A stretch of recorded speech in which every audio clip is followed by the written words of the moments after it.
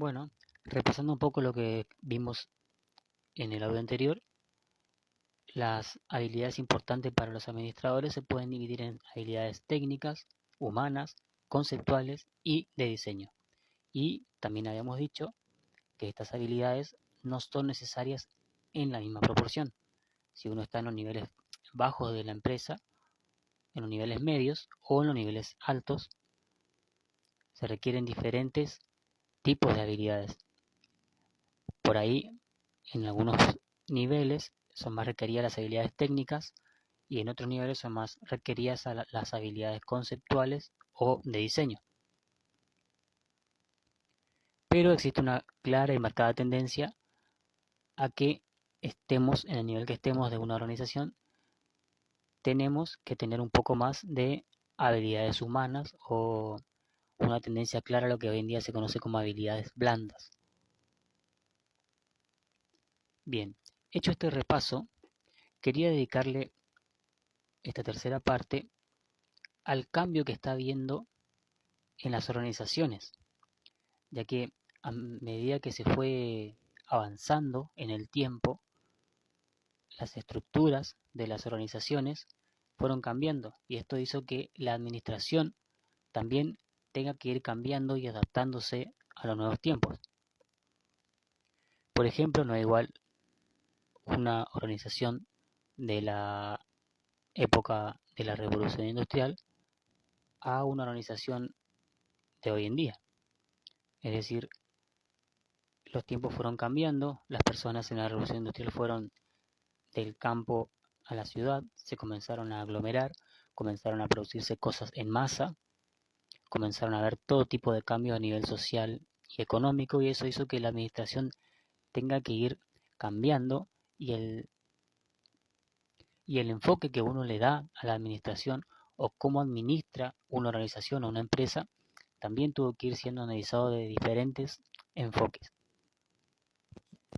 Acá me gustaría hacer una comparación entre la organización de la era industrial, como la conocimos, y la organización de la era digital, es decir, como la conocemos y la vamos a conocer, porque de hecho todavía está en cambio y en pleno auge y no sabemos qué nos disparará el mañana. Pero me gustaría hacer una comparación entre estos dos tipos de organizaciones. La de la era industrial la conocemos bastante bien, donde tenemos un organigrama, unas personas que están abajo, que son los operarios, una persona que está en el medio, que por lo general ahí se le pone a los administradores, y los que están en los mandos altos, que vendrían a ser los jefes o los corporativos. Es decir, este tipo de esquema con un organigrama es bastante conocido por nosotros. Pero en la era de la organización digital, esto está teniendo una marcada tendencia hacia otro rumbo. Por ejemplo, en este tipo de organizaciones de la era digital o conformadas ya en esta era digital, desaparece el organigrama tal y como lo conocemos. La opinión de todos es importante, es decir, se le considera a cada individuo como importante y como persona creativa que puede aportar su opinión, aportar su creatividad y aportar al crecimiento del grupo. Antes, eso se lo dejaba solamente para los altos mandos y los mandos bajos, es decir, como por ejemplo en la época de una fábrica de Henry Ford, solamente se dedicaban ellos a la parte mecánica y otras personas eran las que ideaban el proceso de producción.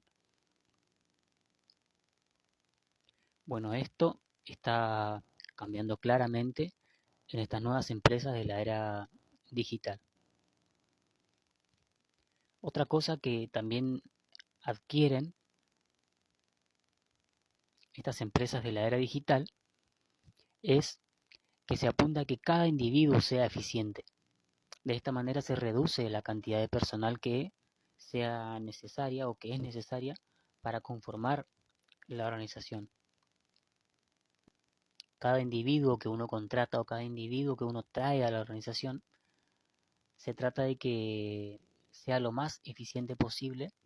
Y otra marcada tendencia es que también se mira mucho la actitud en lugar de la aptitud, es decir, la actitud con letra C en lugar de la aptitud con letra P, es decir, qué tan apto está para este trabajo o qué tantos títulos tiene, si bien es necesaria una formación académica de base, pero hoy en día se está tomando mucho en cuenta la actitud proactiva que tenga el individuo al entrar a la organización.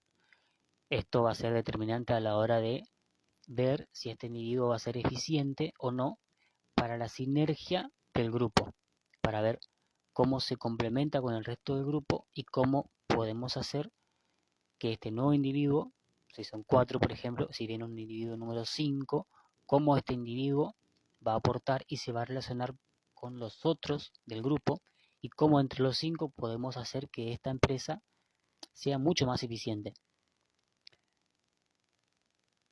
Esto hace, como ya comenté, que se requiera menos personal porque a cada uno se le valora su opinión y eso también ayuda al sentido de pertenencia a la empresa, porque no soy un don nadie allá en el fondo.